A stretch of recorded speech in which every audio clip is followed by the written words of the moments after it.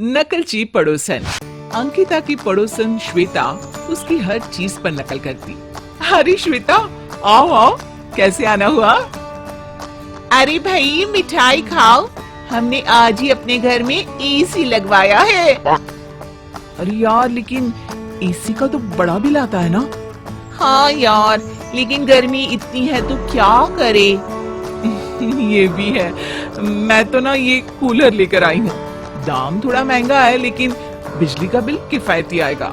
और हाँ, इसकी ये भी खासियत है कि किसी भी कमरे में लगा दो। बात तो तुम ठीक कह रही हो अंकिता। और पता है, ये ब्रांड भी नया आया है बाजार में। फिर श्वेता की मिठाई उसी को खिलाते हुए कहती है, ये मिठाई तू खा अब कूलर की खुशी में।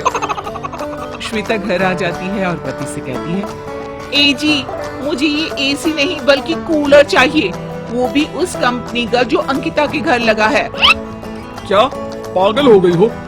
अरे दुनिया एसी लगवाती है और तुम कूलर क्यों भला? क्योंकि कूलर को हम किसी भी कमरे में ले जा सकते हैं, उससे बिल भी तो कम आएगा। और तुम अपना मुंह बंद रखो। श्वेता नाराज हो जाती है और ना चाहते हुए भी पति को अपना नया एसी सेलिंग साइट में डालना पड़ता है। अगले दिन, अरे अंकिता, ये ले मिठाई खा। अरे वाह, तेरा घर तो शिमला बना हुआ है, इतनी ठंडी हवा। लेकिन अब ये हवा ना हमारे घर में भी फैलेगी। मैंने भी वही वाला कूलर ले लिया है। पर तेरा कूलर दिख क्यों नहीं रहा? अरे यार, कूलर से ना गर्मी कम ही नहीं हो रही थी। बजट तो था नहीं। कोई बेवकूफ अपना नया एसी बेच रहा था, वो भी कूलर के दाम में। तो क्या था, बस हम लोगों ने ले लिया।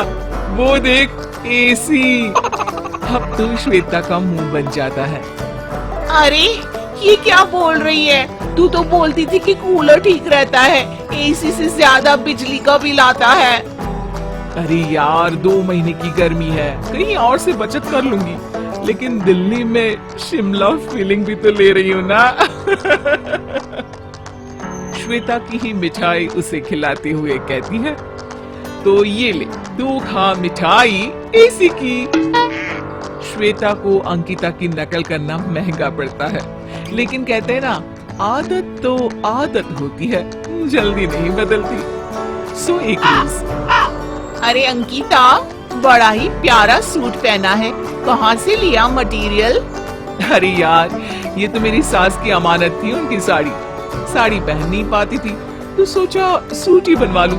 कम से कम मम्मी जी को ये तो शांति रहेगी कि मैंने उनकी दी साड़ी को यूं ही रखकर खराब नहीं कर दिया। अब क्या था, श्वेता भी साड़ी से सूट बनवाने की जिद पकड़ लेती है। हे भगवान, सारी अलमारी देख ली लेकिन कोई साड़ी नहीं मिल रही। अरे ये रही साड़ी।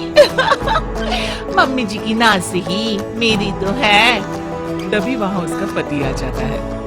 अरे ये साड़ी तो वही है ना जो मैं तुम्हारे लिए बनारस से लेकर आया था? हाँ जी हाँ, इस साड़ी को पहनकर तो मैं पूरी दीपिका पादुकोण लगती हूँ। हाँ हाँ, सही बोल रही हो।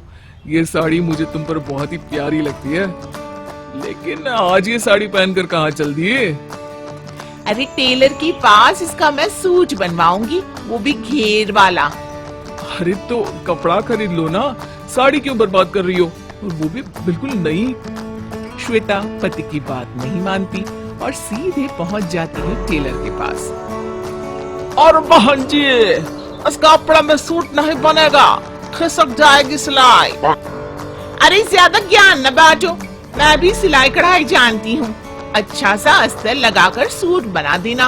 और हाँ, हमारे सोसाइटी की दिवाली पार्टी है शनिवार को, तो तुम मुझे ये सूट शुक्रवार को किसी भी हालत में दे देना, ठीक है? अब क्या था, पार्टी में श्वेता पहुंचती है और वो भी साड़ी का सूट पहनकर।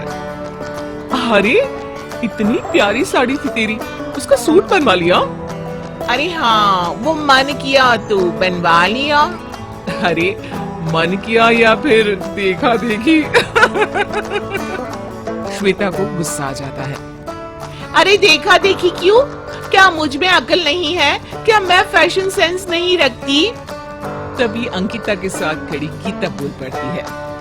लेकिन श्वेता, ये तो बनारसी कपड़ा है, इसका सूट बहुत ही सावधानी से पहनना, सिलाई ना बहुत जल्दी खिसकती है। लेकिन श्वेता कहाँ किसी की बात मानने वाली थी।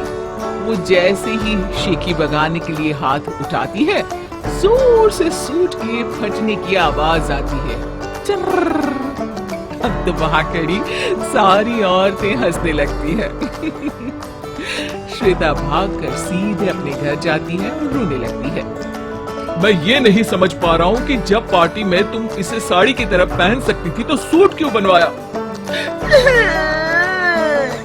नकल करके मैंने अंकिता की नकल की, जो कि मेरे लिए परेशानी का कारण बन गई। अरे अच्छी खासी साड़ी को मैंने बर्बाद कर दिया और सबके सामने खुद की हंसी भी उड़वा ली। चलो अब रोना बंद करो, कोई बात नहीं। अब से नकल मत करना, क्योंकि नकल वो लोग करते हैं जिन्हें अकल नहीं होती। तुम तो मेरी पढ़ी लिखी प्यारी सी बीवी हो, है ना? पति के मुंह से तारीफ सुनकर श्वेता खुश हो जाती है और कभी नकल ना करने की कसम खाती है।